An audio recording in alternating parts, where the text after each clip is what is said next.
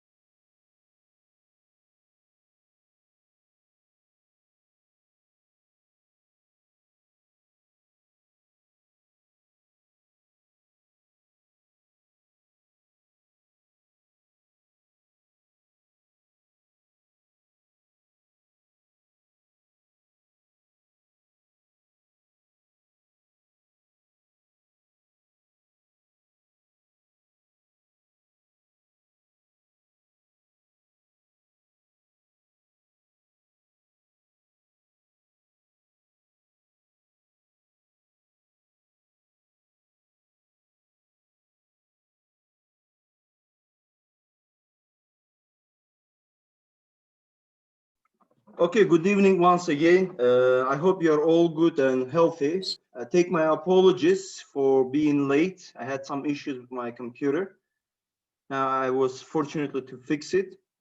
So the last time we discussed about the elasticity and its application, and we said that elasticity is the measure of the responsiveness of the quantity demanded and quantity supplied to any change in one of its determinants. So price elasticity of demand, it shows that how much quantity demanded of a good or how much quantity if it's price or supply, it shows the responsiveness to a change in the price. If you change its price, by how much your demand will change or by how much your supply will change. This is all about elasticity. So we said there are three types of elasticity. One is inelastic, the other one unit elastic, the other one elastic. So if it's less than one, so let me go directly. So if it's less than one, it's inelastic, that no matter how much you change your price, the change in the quantity will not be that much substantial that you expect. If demand is elastic, which is more than one, if you change a bit in the price, there will be a huge change in the quantity demanded. If demand has unit elasticity, which means that a fixed change in the supply, or sorry, in demand price will have same change in the quantity demanded. So this is all about the elasticity.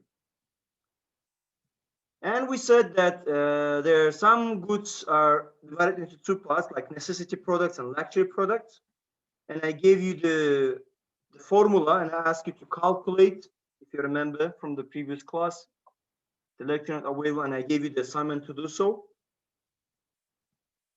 So we draw it. We just discussed these graphs, like perfectly inelastic. It's a vertical line.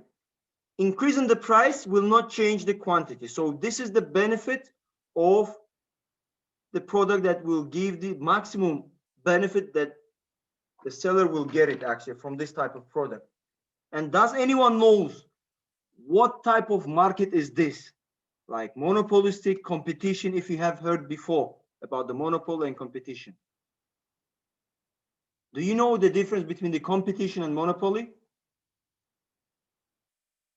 monopoly is only one company and competition is a lot of companies?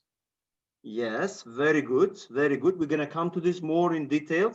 So monopoly is only one company that puts the price that he wants or she wants. No matter, so they charge the price. So the higher the price they charge, the better, the more profit they're gonna get it. So it is the case like if the product is inelastic, so no matter how much you change the price, the quantity demand will not increase. So you should be very careful if you're monopoly, if you're in competition, and which product is this? Is inelastic or elastic or so on. Then we talk about total revenue. If demand is inelastic, total revenue will increase. If demand is elastic, which means that a small change in the price will have a huge change in the quantity. So total revenue will decrease. So you should be very careful when if you put yourself into the shoes of the sellers, of the producers, and we know that the purpose or the aim of the sellers is to earn the profit. If you want to earn the revenue, and you have to figure out whether your product is elastic or inelastic. If it's elastic, then you should be very careful with the price changes. A teeny change in the price will bring a huge change in quantity demanded. Because we know that the price relationship between the quantity demanded and the price, there's an inverse relationship. Increasing the price will reduce the quantity demanded. So if it's inelastic, you got your portion, you killed the market, you really enjoy your market share. So here is given price and the quantity, like from 0 to 100, from $0 to $4, and total revenue is the price times quantity will give you $400 equal. So this is your total revenue. So when the demand curve is inelastic, okay, if it was $4, as we said before, like it was 4 here and 100, okay, and it was 400,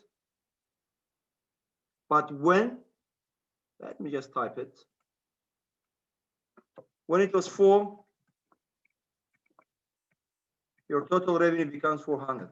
But when the price increases to 5, and we said that there's an inverse relationship, but the quantity falls to 90. So if it's inelastic, total revenue increases. So as you can see, your total revenue becomes 450. So total revenue increases from 100 to 450. So as you can see, due to the inelasticness, total revenue increases. If it's elastic, the total revenue will go down. So this is the case.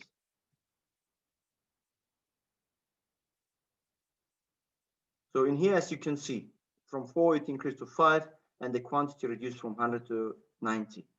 And that will generate extra revenue from selling at higher price than you used to sell it. So you're selling at $5 now. Now you're enjoying a really higher profit. And that extra higher profit is $50. If it's measured in millions, it's 50 millions. So whenever you think to increase the price in order to increase this. So why we need to know this, guys? Put yourself into the shoes of the sellers. Now you want to start about a new business. If you're starting a new business, you have to think whether the product that you're planning to sell is inelastic or elastic. If it's inelastic, increasing the price will get you to the increase of the profit. However, if it's elastic, then vice versa take the place. So you should be very careful here in definition of the product.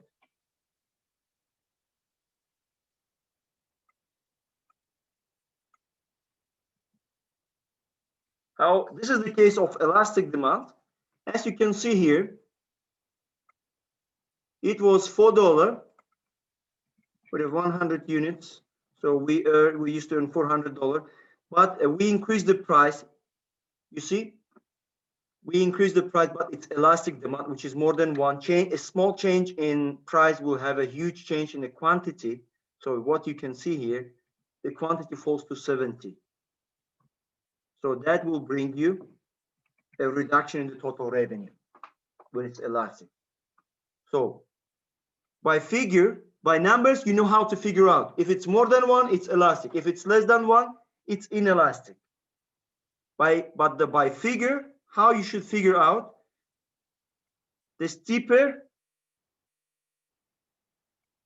the line, the more inelastic it goes to. But the flatter, it's elastic. So elastic. This is perfectly inelastic. So this is, who can tell me, is it elastic or inelastic more? Inelastic. Inelastic. Inelastic. So if it's flatter like this, it's Elastic. so Yeah, what do also you inelastic. expect? What do you expect to have here, the elasticity? Like in numbers, more than 1 or less than 1?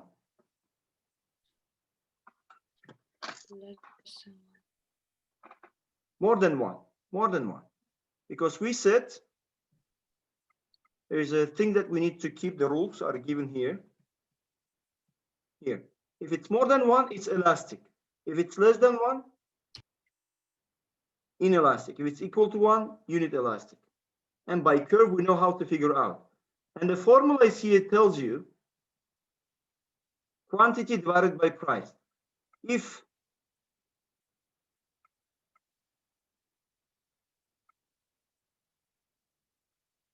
it's like this, a small change in the price will have a huge effect in quantity. As you can see, if let's say the price changed by 1 and the quantity changed by 3, so what will be your price elasticity of demand? 3 divided by 1. This is quantity and this is price. The flatter, the more elastic. If it's steeper like this, a huge change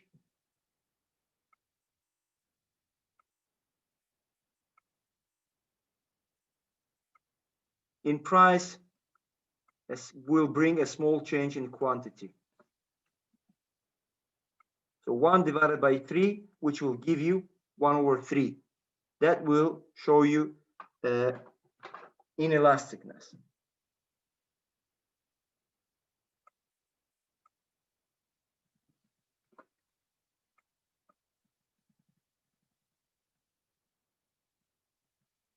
So when demand is inelastic, price and total revenue move in the same direction. So which means if you increase the price, you will enjoy the revenue.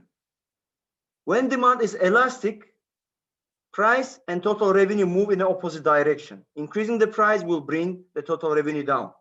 When the demand is unit elastic, total revenue remains the constant when the price changes.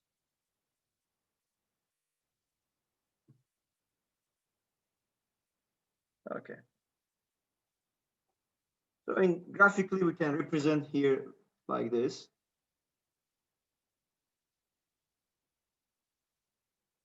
So if changes happens below here, below from the middle line, that elasticity is smaller than 1. If it happens below this above, elasticity is larger than 1. If it's in the middle, elasticity is equal to 1.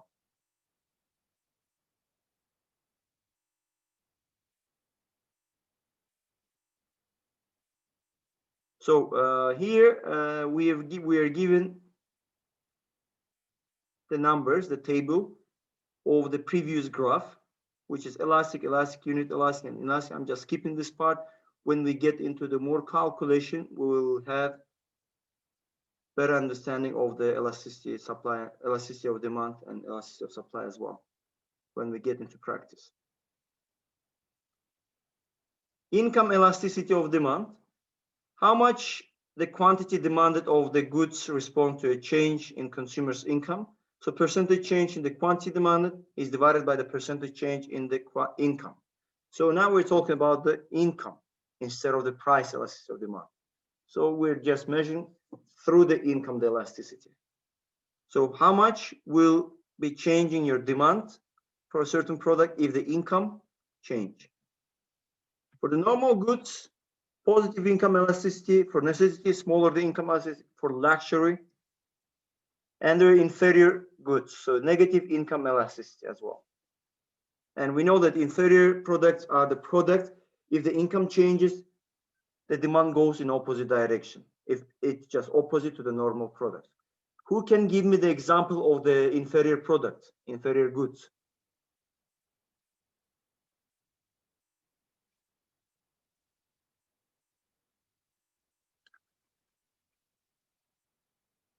Okay, let me tell you one more time to remind you. Your income was $1,000. Okay, let me select somebody else who can. Alan, are you here? Yes, I am. What is your income? How much money you spend in a month? Just give me any number. About 200,000. 200,000 tenge, which is around like $400, yeah? Yeah. So where do you have your lunch generally?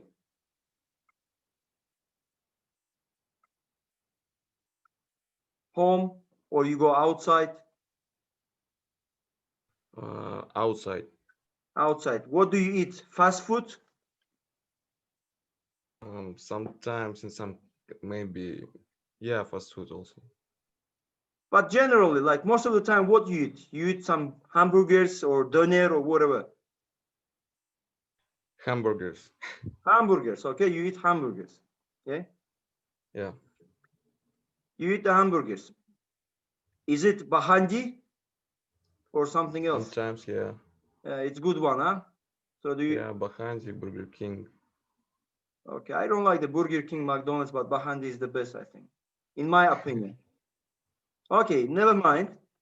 Now, if your income doubled, not doubled, tripled, okay? If your income even more than tripled, became $2,000. So what would you do? Would you continue going in the same hamburger, or would you eat healthy foods? I don't even know, but I Make it think the first $4,000. time Make it $4,000. for so, I think I will eat healthy food. Now you will move maybe to a good restaurant. Maybe you go to eco restaurants that prepare the healthy food. Now you can really afford for you to get yourself. So what we can see here, he's moving from hamburger to healthy food. He's moving to healthy food. So demand for the hamburger reduced. So the hamburger for him is the inferior product now. Because his income increased, it becomes a negative. It goes in opposite direction, which shows that demand reduced for the hamburger. But demand for the healthy food increases. And the healthy food becomes for him as normal product. If the income goes down, back from 4,000 to 400, Alan will start eat hamburger again back. But the hamburger will turn back, will not be eaten by Alan. I'm joking, okay. Hamburger becomes a normal product for Alan, but the healthy food becomes an inferior product. So the thing is that if the income increases and the demand for a certain product reduced due to some reasons, this product becomes as an inferior product. Same thing with the traveling. Same thing with the traveling. If you drive to the school, now you don't drive it at all. If you go to the school by bus or by traveling or any other transportation except your personal car, if the income rises like by 10 times, you buy your personal car, then demand for that transportation, the bus or whatever the case, is reduced. So the bus and trains will become an inferior product.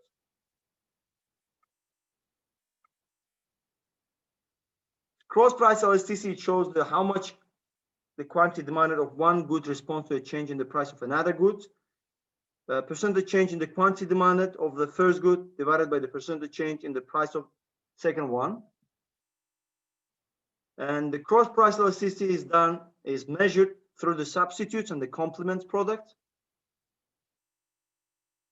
And now the turn comes to price elasticity of supply. It shows how much of the quantity supplied of the goods will respond to a change in the price of that same product. So percentage change in the quantity supplied divided by the percentage change in the price.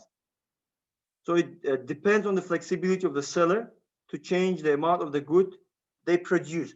Now we were in the shoes of the buyers. Now we need to move to the shoes of sellers.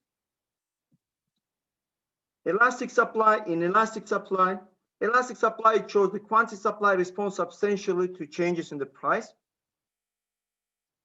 and quantity supply responds only slightly to change in the price. And the determinant of the price elasticity of supply is time period.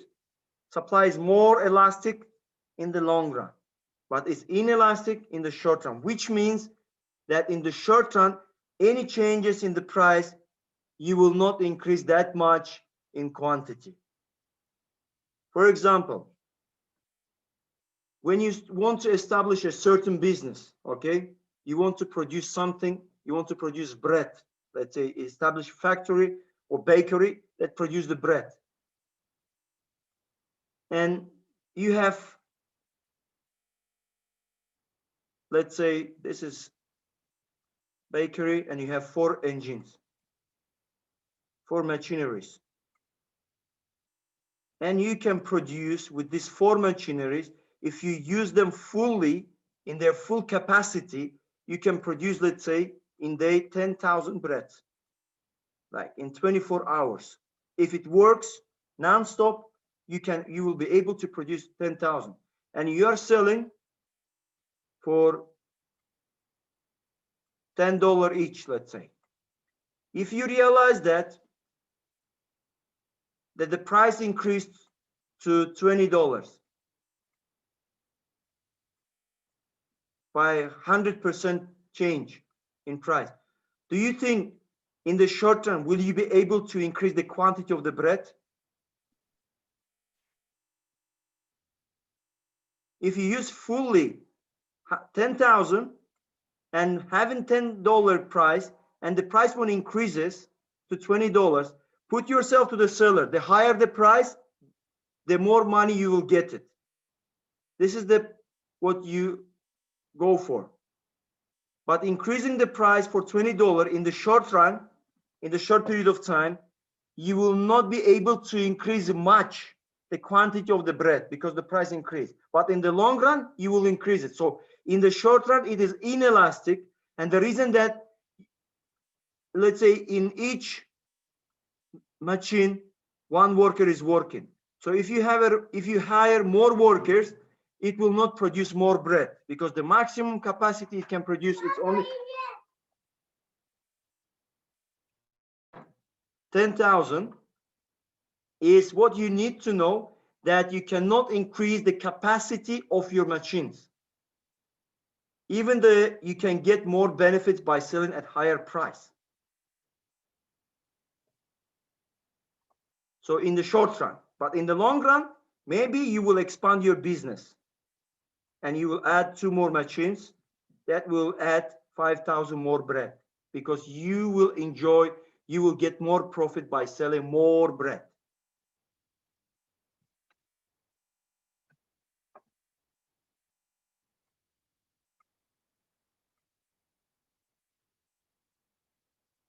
So computing the elasticity of the supply is percentage change in the quantity supply divided by percentage change in the price, as we used to calculate for the demand. And the same rule for the supply concerning elastic, inelastic, and so on. Price elasticity, if it's equal to 1, it is unit elastic, which means 20% change in price will bring 20% change in the quantity. If it's elastic 1, it shows 20% change in price will bring 40% change in quantity. If it's inelastic, 20% change in price will bring 10% change in quantity. So supply is perfectly inelastic. Price elasticity of supply is equal to 0. Supply curve is vertical. Supply perfectly is elastic. Supply curve is horizontal. Here's an example. So this is a perfectly inelastic supply. So no matter how much you change the price, the quantity will be the same. So the case I gave you about the company producing with the full capacity, 10,000 bread, it cannot increase even they increase the price. It cannot produce more. They will produce the same amount of the bread because of the machinery are used in a full capacity. It cannot produce more than it uses in the short run, but in the long run, maybe it can be fixed out. So in here, we can see that the steeper the line, the more inelastic, the flatter the line, the more is elastic. So same with the demand. But one thing in mind, keep it, that relationship between the price and the quantity is positive in the supply and is inverse in the demand. Unit elastic, like 22% increase in the price brings you 22% change in the quantity. And in here, elastic, which is more than 20% increase in the price will bring 67% increase in quantity supply. And perfectly elastic shows that at any given price of $4, quantity supply is infinite, so you cannot change the price. However, you can only increase and decrease the price, the quantity, but you cannot go above the price. And exactly $4 produce will the supply and any quantity. So at any price below, the quantity supply will be 0. So it cannot be produced below or above $4.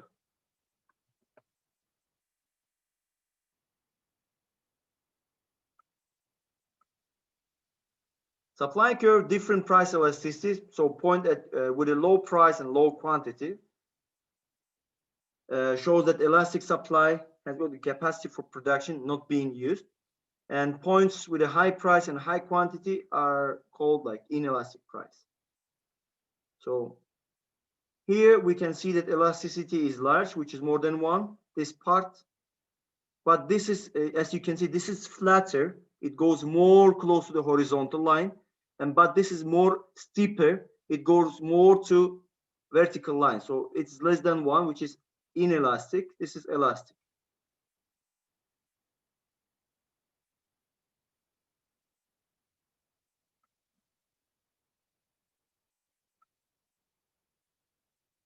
And there are some examples regarding the farming.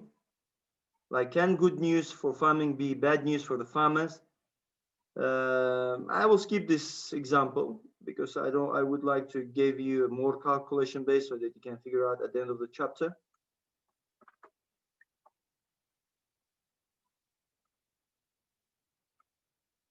Okay, why did OPEC fail to keep the price of oil high in 1973, 1974, and 1971, and 81? So in the short run, supply and demand are inelastic. So decreasing the supply will bring a large increase in the price.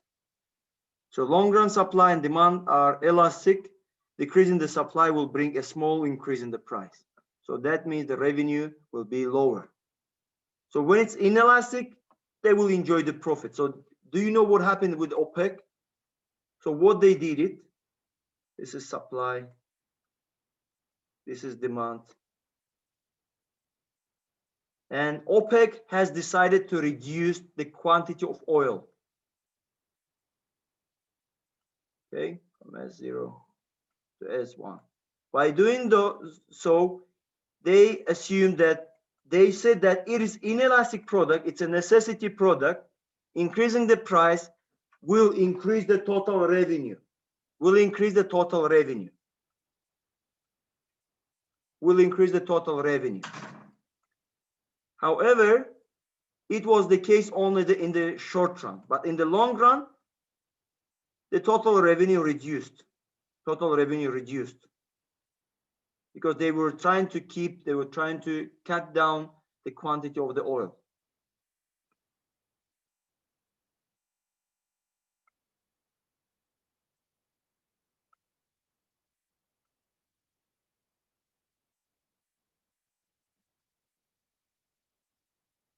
So in the long run, the supply curve and demand curve are elastic. They are more like horizontal one, so they're more flatter. A small change in the short run, they enjoyed it, but in the long run, the total revenue was not that much as they expected. And in this case, as we know that during the pandemic, what happened to the oil price? Even the quantity was cut too much. And because of this, the demand was very, very low for it. Why the demand was very low for the oil during these days? In this year, if you remember, the oil price went below zero, the price. Why it happened? Because everyone was sitting at home. Everybody was at home. There was no economy was slowed down at all. It was a lockdown. That's it. Nothing is working. Then if nothing working, there is no demand. And of course, if there is no demand on specific product, that product, if it was necessity, it becomes luxury product, and reducing the quantity, that doesn't affect even the price. They reduced the quantity, still the demand was not changed, and the price did not affect. So this case was really bad. They wanted to imitate in 1970s years, do the same thing, like by cutting the quantity. However, they were not successful in this case. They just failed out.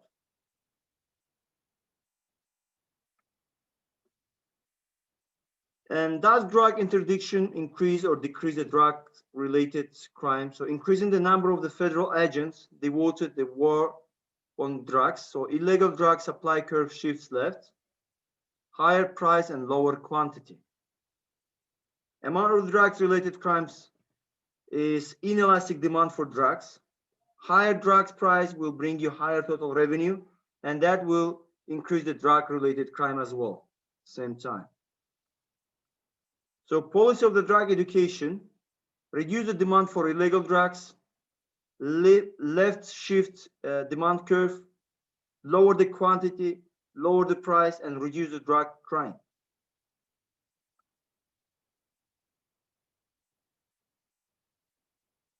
So drug interdiction reduce the supply of drugs, which raises the price, and that eventually increase the total revenue because it becomes more inelastic product and high demand for this, and more revenue will be getting from it. So, and if drug education reduce the demand for drugs, people, they demand less, that drug becomes less inelastic, so which reduce the price of the drug at the same time, and total revenue goes down. This is demand and supply, elasticity. So I want you to go to the book, but I'll open it myself, just a second.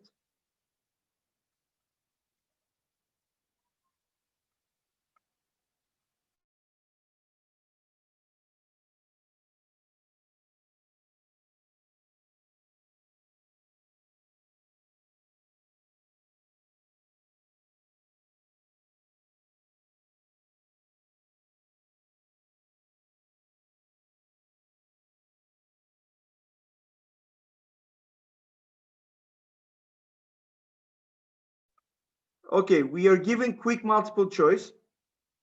Do it on your paper, or let me do it like this. I will create now assignment, the activity part.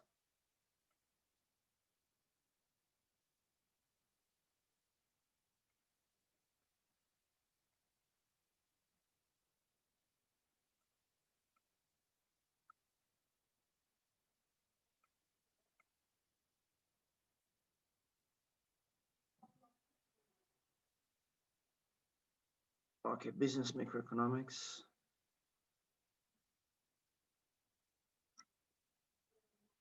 I will create activity, and it will be activity number 7.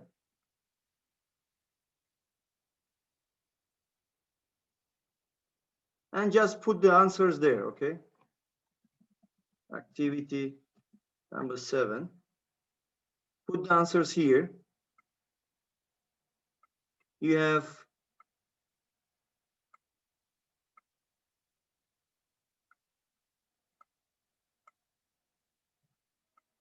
until 7 o'clock. You have like half an hour. It's more than enough. Online, nothing, there shouldn't be any file submission, okay? Don't submit anything. Just type it like ABC, 1A, 2B, or so on. Type it here and submit it.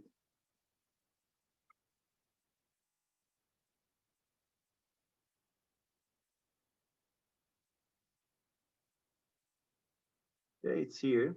Activity 7. Hiding it. So activity 7.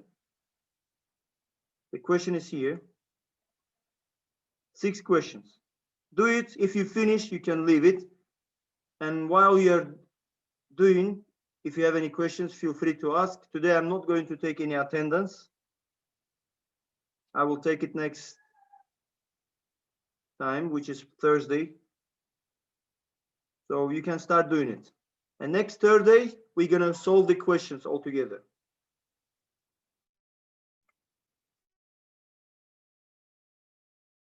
So start doing it.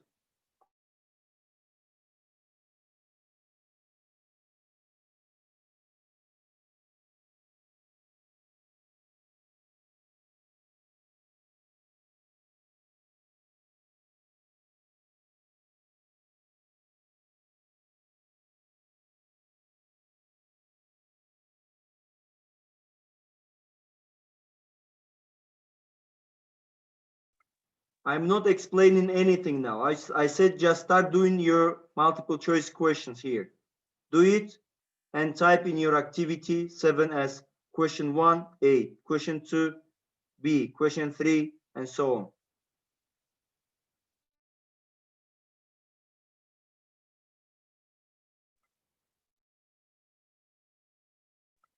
If you finish, you can leave the conference.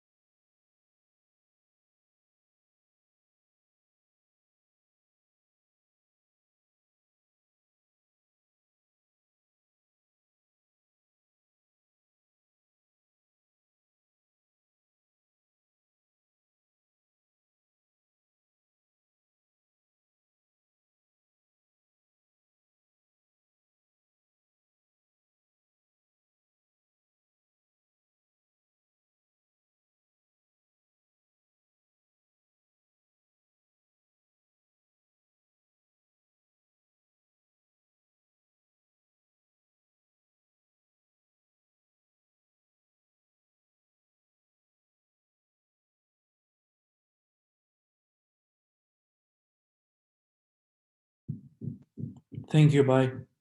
See you. Goodbye, Professor. Thank you. Bye. Take care.